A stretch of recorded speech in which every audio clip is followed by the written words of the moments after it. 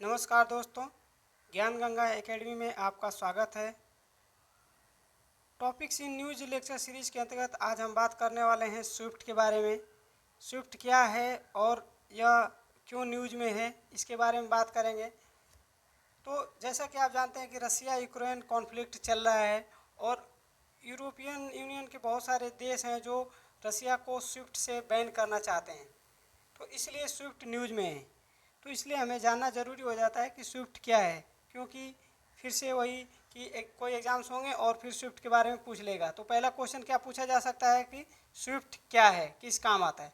दूसरे क्वेश्चन इसे बन सकता है कि स्विफ्ट का फुल फॉर्म ही उठा के पूछ लेगा।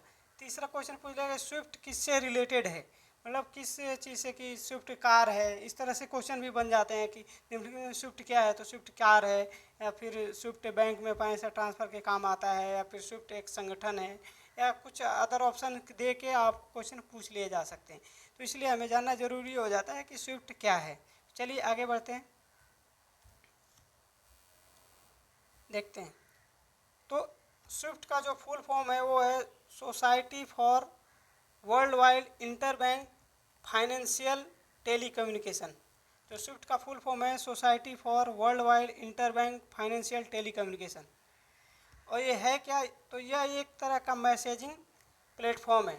बेसिकली मैसेज भेजने का एक प्लेटफॉर्म है जिससे हम मैसेज भेजते हैं और रिसीव करते हैं। और ये इम्पोर्टेंट क्यों है, इसका इस्तेमाल कहाँ होता है, तो इसका इस्तेमाल जो है दुनिया भर के बैंक जो हैं वो फाइनेंशियल वित्तीय सेवाएं प्रदान करने के लिए करते हैं। क्या वित्तीय सेवाएं करते हैं, बेसिकली क्या है कि मनी ट्रांसफ़र के लिए, कि जो इंटरनेशनल ट्रांजैक्शन करना है, कि कोई मान लो एक इंडिया का बैंक है और एक यूएस का बैंक है, तो उन दोनों बैंकों के बीच में अगर कोई मनी ट्रांसफ़र करता है तो वो जो स्विफ्ट के थ्रू होता है। स्विफ्ट उसके जो इंफॉर्मेशन एक दूसरे से जो एक्सचेंज होती हैं वो स्विफ्ट नेटवर्क के द्वारा किया जाता है। तो इसलिए स्विफ्ट क्या है, स्विफ्ट जो है एक मैसेजिंग नेटवर्क है जिसका इस्तेमाल जो है इंटरनेशनल फाइनेंशियल ट्रांसफ़र के लिए किया जाता है।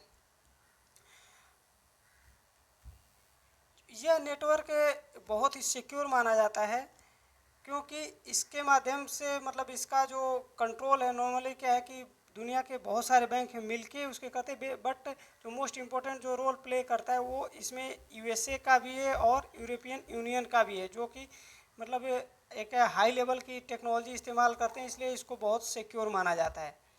और ये कैसे करते हैं, तो इसमें क्या होता है कि हर बैंकों के पास अपना एक स्विफ्ट कोड होता है। जैसे कि हर बैंकों का अपना इंडिया में आईएफएससी कोड होता है, उसी तरह इंटरनेशनल फंड ट्रांसफ़र करने के लिए उनके पास एक स्विफ्ट कोड होता है, और उसी के हिसाब से वो एक दूसरे की पहचान करके पैसा ट्रांसफ़र करते हैं या लेन देन करते हैं। जो भी ट्रेड से रिलेटेड फाइनेंशियल ट्रांजेक्शन होते हैं वो स्विफ्ट के नेटवर्क के माध्यम से किया जाता है। और इसीलिए जो अब जैसा कि आपको पता है कि रसिया ने यूक्रेन के ऊपर अटैक कर रखा है और अब दोनों के बीच में अभी वार कंटिन्यू है। तो यूरोपियन यूनियन की जो कंट्री हैं, स्पेशली ये आपका यूएसए भी इन्वॉल्व है, तो वो लोग क्या है कि ये रसिया को स्विफ्ट से बैन करना चाहते हैं। कुछ बैंकों ने बैन भी करके रखा हुआ है कुछ बैंकों को, ताकि रसिया के ऊपर एक मतलब थोड़ा सा रिस्ट्रिक्शन लग सके, उसके ऊपर थोड़ा सा मतलब दबाव बन सके, कि ताकि वो मतलब शांतिपूर्वक जो भी उनके बीच में मामले हैं उसको हल किया जा सके। इसलिए स्विफ्ट न्यूज़ में है। चलिए इस वीडियो में बस इतना ही। आशा करता हूँ आपको जानकारी अच्छी लगी होगी। चलिए मिलते हैं फिर नेक्स्ट वीडियो में किसी नए अपडेट के साथ। तब तक के लिए बाय बाय।